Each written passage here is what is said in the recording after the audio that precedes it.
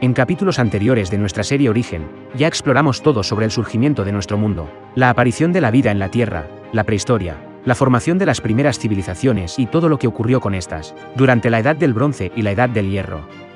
Y antes de adentrarnos más, les recuerdo que todos los capítulos de esta serie están organizados por etapas en una lista de reproducción del canal. Exploramos hasta el capítulo anterior de nuestra serie, toda la historia de la humanidad, hasta el año 500 a.C. Y en el episodio anterior, para el que les dejo un enlace aquí arriba, dimos todo sobre el origen de Grecia y del Imperio Persa. Exploraremos ahora las guerras médicas, desde el 500 a.C., una serie de conflictos entre el Imperio Aqueménida de Persia y las polis del mundo helénico. Un evento crítico en la historia de la humanidad, ya que cambiaría totalmente el futuro de la civilización occidental. Todo esto y mucho más, lo veremos durante los próximos minutos.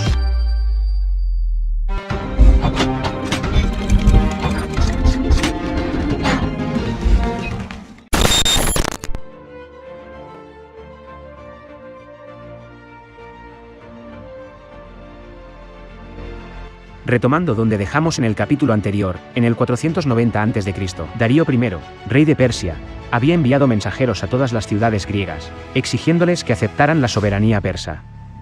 Si bien la mayoría de las islas del Egeo habían aceptado inmediatamente, varias ciudades incluida Esparta, no lo hicieron. En el 490 la expedición persa partió. Los dos ejércitos se enfrentaron en los campos de Maratón. Pero para entender las causas de esta invasión persa a Grecia, tenemos que retroceder 10 años en el tiempo, hasta el evento que desencadenó el conflicto. La revuelta de las ciudades jonias de Asia Menor. La colisión entre el fragmentado mundo político de la antigua Grecia y el enorme imperio persa comenzó cuando Ciro el Grande conquistó Jonia en el 547 a.C. En el año 512 anterior a nuestra era, Darío I ya había avanzado sobre Europa. En esta campaña, cayeron en poder persa nuevas colonias griegas, incluidas Macedonia y Tracia.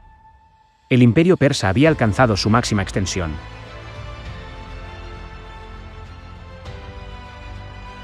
A la entrada del siglo V, el mundo civilizado gozaba en general de cierta tranquilidad y prosperidad.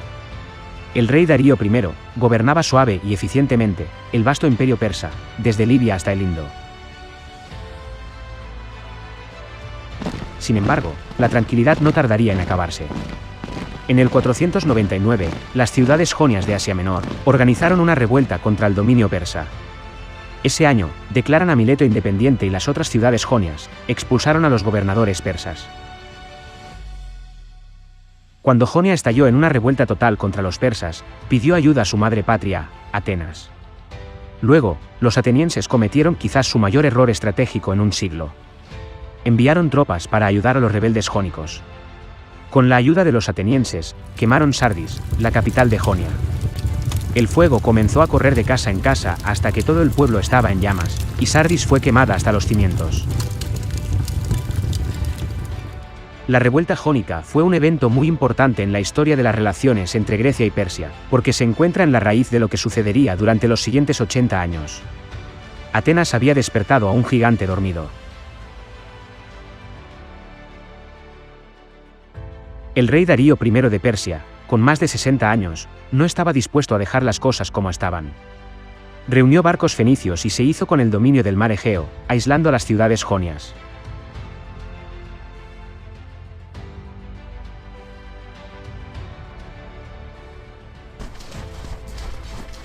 En el 494, Darío I acabó con la revuelta jónica. Mileto fue incendiada y ya nunca recuperó su ventajosa situación anterior, si bien las otras ciudades fueron tratadas con indulgencia. Darío I no quiso olvidar que Atenas había ayudado a los jonios en su revuelta. Por lo tanto, en el 490, Darío envió a su mejor general, Datis, a aplastar a los atenienses y a ocupar el Ática. Con Grecia bajo su control, nada podía impedir la expansión imperial hacia Europa occidental. Esta era la única vía que tenía el imperio persa para ocupar Europa. Con una flota de 200 barcos y 30.000 soldados, el general Datis zarpa desde una isla frente a la costa occidental de Persia, y cruza el mar Egeo con dirección a Atenas. En el camino, conquista varias islas griegas con relativa facilidad, entre ellas Eretria. El victorioso ejército llega así a Maratón, en donde desembarcan. Se sentían peligrosamente confiados y esperaban allí una victoria fácil. En Atenas, descubren los barcos y movilizan una fuerza de 11.000 hombres, para enfrentarse a los cualificados guerreros persas. Si Atenas caía o se sometía, la democracia, toda Grecia, y con ellas la cuna de la cultura occidental, se desvanecerían para siempre antes de dar sus primeros pasos.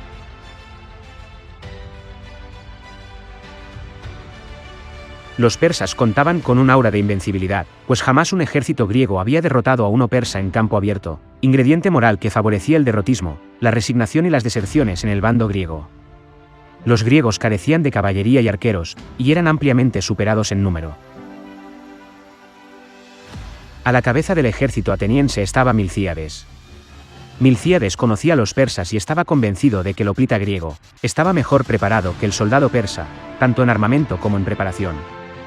No solo insistió en resistir a los persas, sino que afirmó que era esencial atacar primero. Así lo hizo. Marcharon rápido hacia los persas, para darle poco tiempo a los arqueros persas para atacar.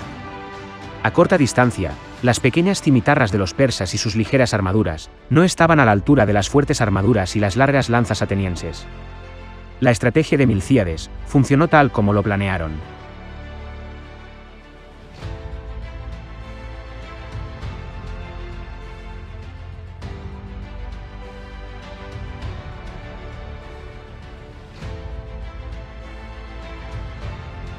Luego los persas huyeron y los atenienses los persiguieron hacia un pantano que aquellos no conocían. Cientos de los invasores se ahogaron allí.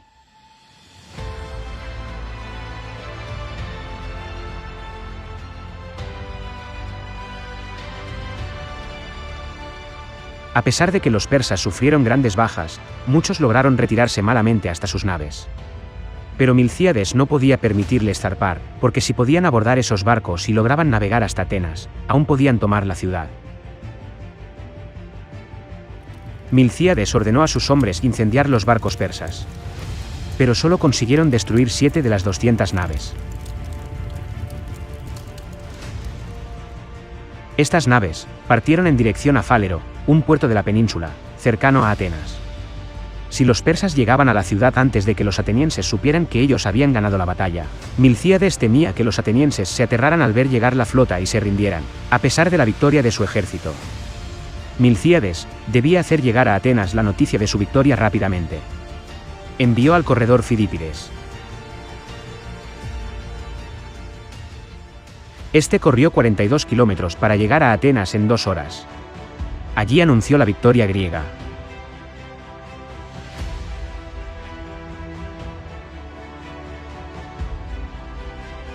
Mientras tanto Milcíades y sus hombres corrían hacia Atenas para defenderla. Pero podrían no llegar a tiempo, por lo que los ciudadanos se colocaron visiblemente a lo largo de las murallas y las ventanas, para mostrar que la ciudad estaba bien defendida. Al ver este panorama, sumado a que su ejército tenía la moral destrozada, y a las noticias de que los espartanos estaban en camino, Datis y los derrotados persas, sin ni siquiera poner un pie en tierra, dieron la vuelta y volvieron a Persia. Los atenienses habían logrado un rotundo éxito.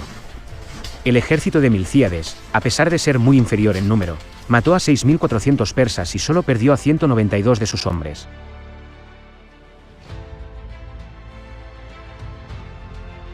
La victoria de Maratón marcó el comienzo de la Edad de Oro griega.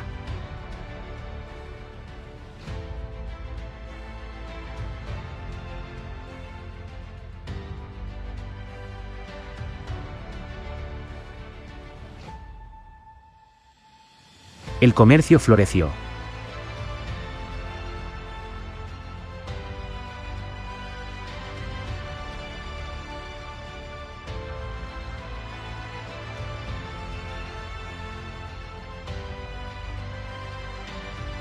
Los ciudadanos griegos se reunían en el ágora, centro de la vida espiritual, política y artística de las ciudades.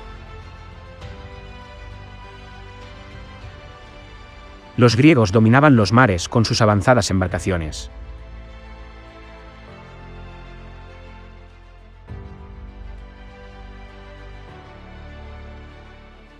Tenían colonias a través de todo el Mediterráneo. Cada 4 años los Juegos Olímpicos se celebraban en Olimpia.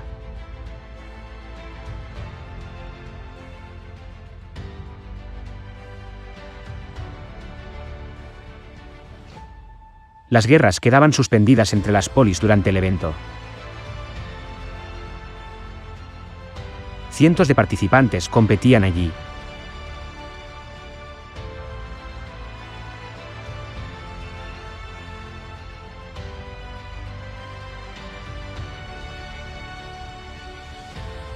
Los griegos eran muy religiosos. El monte Olimpo era la morada de los dioses, y Zeus era su rey. Poseidón gobernaba los mares. Mientras que Hades era el dios del inframundo.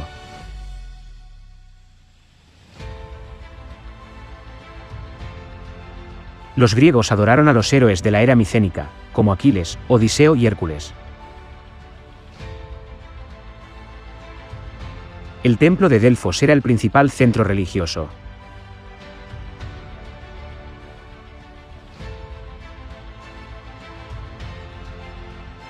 Los griegos viajaban hasta allí para que el oráculo les contara sobre su futuro.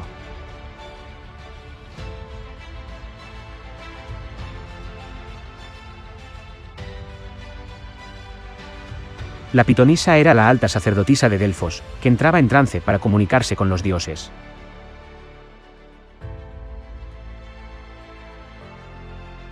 Mientras tanto, en Persia, los resultados de la última campaña enfurecieron más aún a Darío I, que inmediatamente empezó a preparar una nueva expedición. Por otro lado, cuando Egipto se enteró de lo sucedido en Maratón, también decidió rebelarse contra el imperio persa.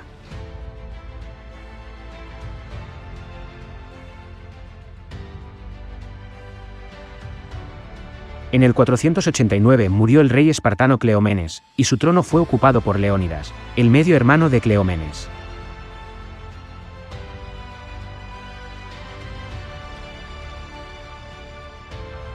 Darío I no tuvo ocasión de ocuparse de los griegos y los egipcios, pues murió en el 486. Fue sucedido por su hijo, Jerjes I, que tuvo que elegir a qué frente acudir primero. Optó por Egipto, que sin duda era más importante para el imperio persa que unas ciudades belicosas.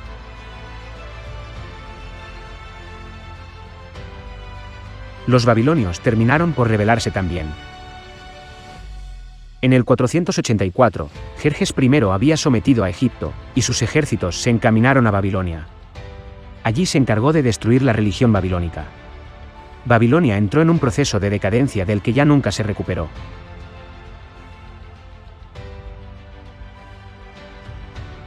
Mientras tanto, los atenienses estaban sumidos en una controversia sobre la forma más apropiada de hacer frente a los persas en caso de que, como era de esperar, volvieran.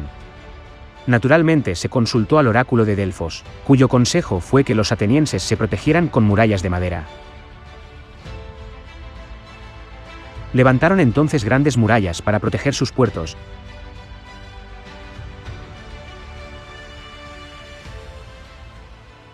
y construyeron cientos de embarcaciones, lo que los llevó a poseer la mayor flota de Grecia. Entre estas embarcaciones tenían trirremes, barcos con 3 filas de remos, mucho más veloces y con mucha más capacidad de maniobra que los barcos viejos. Esta flota se construyó justo a tiempo, pues Jerjes I estaba ultimando los preparativos de una campaña contra Grecia. En el 480 anterior a nuestra era, Jerjes I se lanzó sobre Grecia, con un ejército muy superior al que su padre llevara en su momento. Dirigió su flota hasta Tracia, donde desembarcó y se internó en Macedonia, y el rey Alejandro I tuvo que confirmar el sometimiento del país al dominio persa. Desde allí, Jerjes avanzó hacia el sur, hacia Tesalia.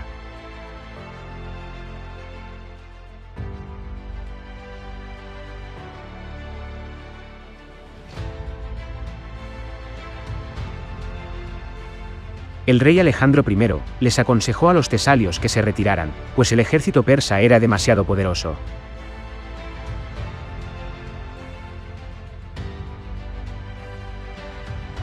Los griegos siguieron el consejo, y Tesalia fue ocupada por Jerjes.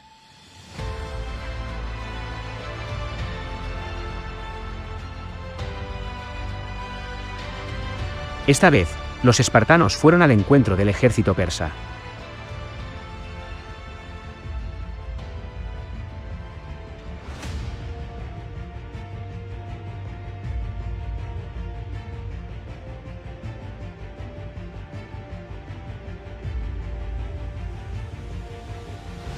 Para que el pequeño ejército griego pudiera enfrentarse con éxito a los persas, era necesario hacerlo en un lugar estrecho, donde el contacto real involucrara necesariamente a pocos hombres.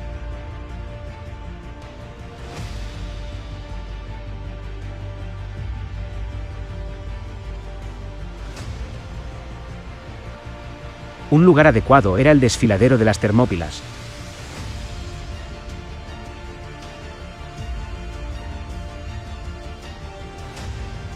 unos 160 kilómetros al noroeste de Atenas. Allí acudieron 7.000 hombres bajo el mando del rey espartano Leónidas. El ejército espartano estaba conformado por una infantería pesada con lanzas. Se trataba de los hoplitas. Formaron un muro de lanzas y escudos, prácticamente imposible de quebrar. Con una vida de entrenamiento militar, los espartanos eran los mayores guerreros del planeta. Y ninguno era más grande que su rey, Leónidas. Spartans! Every breath that you have taken has led you to this moment. Every drop of blood, sweat, and tear, all of it has led to where you stand right now. For our sons! For our daughters! For Sparta!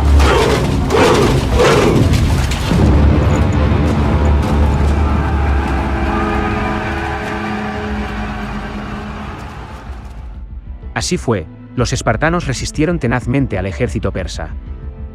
Pero este encontró finalmente un estrecho camino por las montañas, que conducía hasta la retaguardia griega.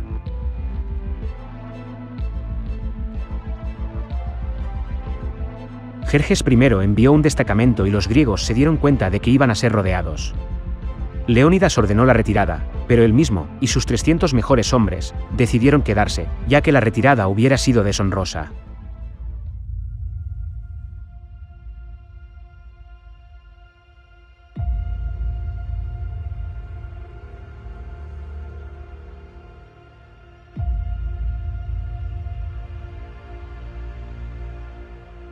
Finalmente, los 300 espartanos combatieron contra un ejército persa de 100.000 hombres, el mayor ejército reunido en la historia hasta ese momento.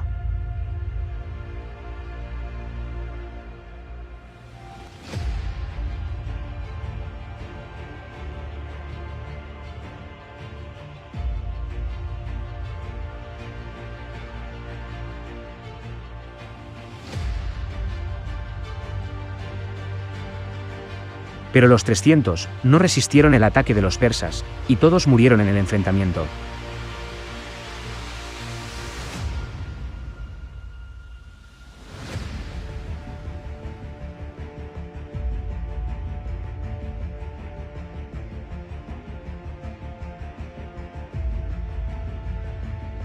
La batalla de las Termópilas fue recordada durante siglos como ejemplo del heroísmo griego, e infundió gran valor a sus soldados.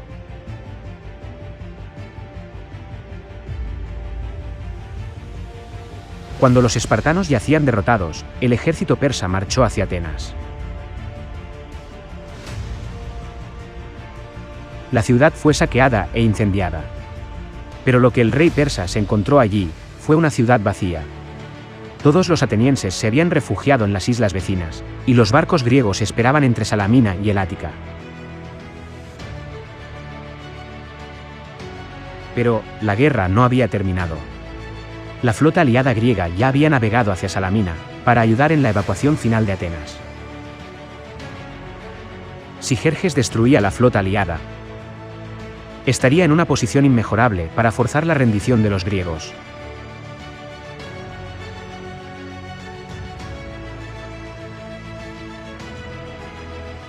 Por el contrario, evitando la destrucción, los griegos podían evitar ser conquistados. Ambos bandos estaban preparados para arriesgarlo todo en una batalla naval. con la esperanza de alterar decisivamente el curso de la guerra. Los persas contaban con una ventaja táctica considerable, y no solo por su número muy superior, sino porque tenían mejores barcos. La flota griega tomó posición ante los persas en el estrecho occidental frente a la isla de Salamina. La situación era parecida a la de las Termópilas, pero en el mar. En la estrecha manga de agua, no cabía más que una pequeña parte de las naves persas, y los trirremes griegos eran mucho más ágiles. Durante la noche, los barcos persas bloquearon la salida al mar de la flota griega.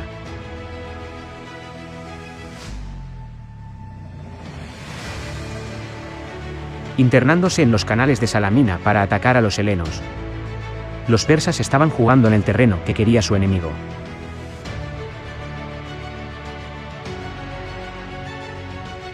Si bien, los griegos eran superados en número por los persas, finalmente esto se convirtió en un obstáculo para los invasores.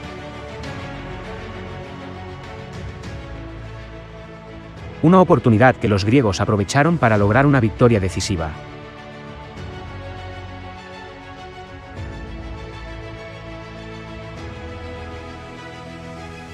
En la batalla de Salamina, la flota persa fue completamente destruida.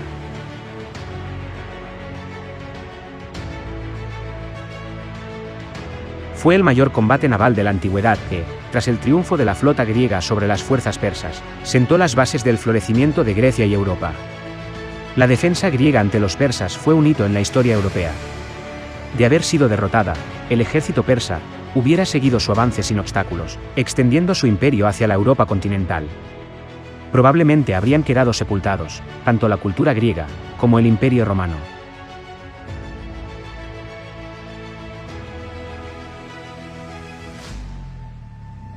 Al año siguiente, un ejército griego totalmente ensamblado, enfrentó a los persas en Platea.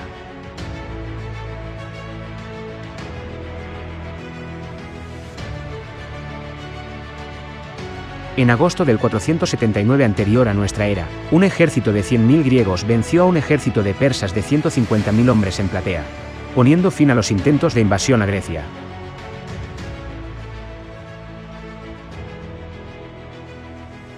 Las guerras greco-persas, y la victoria que los griegos lograron, son hitos en la historia de Europa.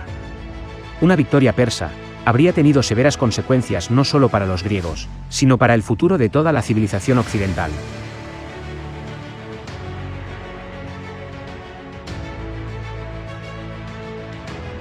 Pero, para el 435 a.C., una gran superficie de Grecia estaba bajo el dominio ateniense.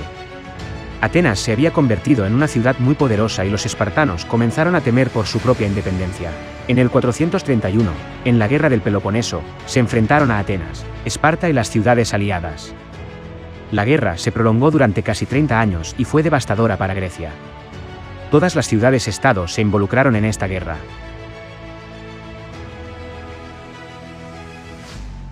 Pero las devastadoras guerras internas de Grecia, así como el surgimiento del Imperio Macedonio de Alejandro Magno,